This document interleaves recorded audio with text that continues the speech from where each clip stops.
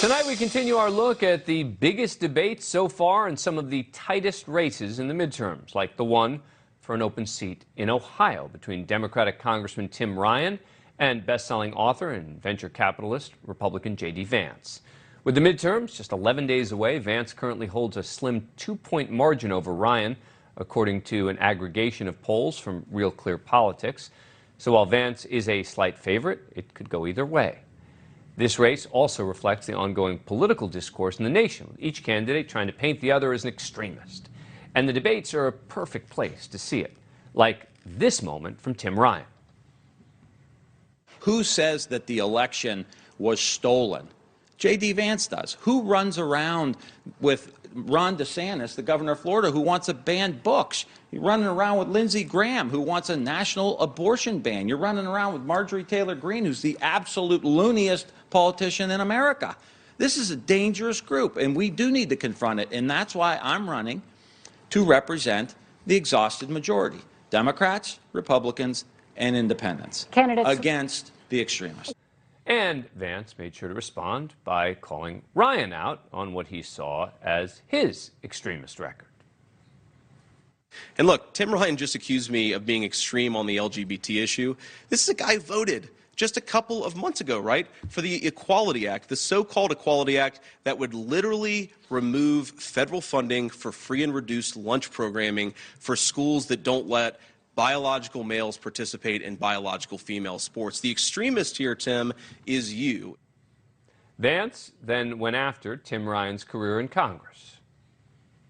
I think if we had term limits, frankly, we would get career politicians who've never had a real job out of Washington, D.C. when they fail, and they'd have to go get a real job. I think that Youngstown would be much better off if Tim Ryan had to go back to Youngstown and work in the private sector than spend all of his time in Washington, D.C. Which Congressman Ryan seemed to be prepared for.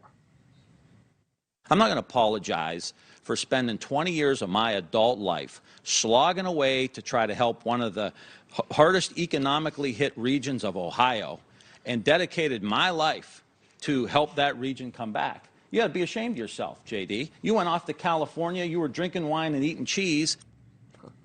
There was no shortage of insults in the debates between the two, but they also addressed issues like the recent ban on abortions in the state of Ohio following the overturning of Roe v. Wade. Young people, underage girls who have been raped, or women who have had significant problems with their pregnancy, not be able to get help in the state. They got to go to Indiana, they got to go to Illinois, and that's not good enough for J.D. Vance. He supports a national abortion ban in which he wants women to have to get a passport and go to Canada. Like, we've got to have some moderation on this issue. He's got a very extreme position. J.D., you called rape inconvenient. Right? Rape is not inconvenient. It's a significant tragedy. Congressman Ryan is referencing the story of that 10-year-old rape victim who traveled to the neighboring state of Indiana for an abortion, as it's now mostly outlawed in Ohio. Vance pivoted then to another issue. Why was a 10-year-old girl raped in our community, raped in our state in the first place? The thing the media and Congressman Ryan, they talk about this all the time. The thing they never mentioned is that poor girl was raped by an illegal alien, somebody that should have never been in this state in the first place. You voted so many times against border wall funding, so many times for amnesty, Tim. If you had done your job, she would have never been raped in the first place. Do your job on border security. Don't lecture me about opinions I don't actually have.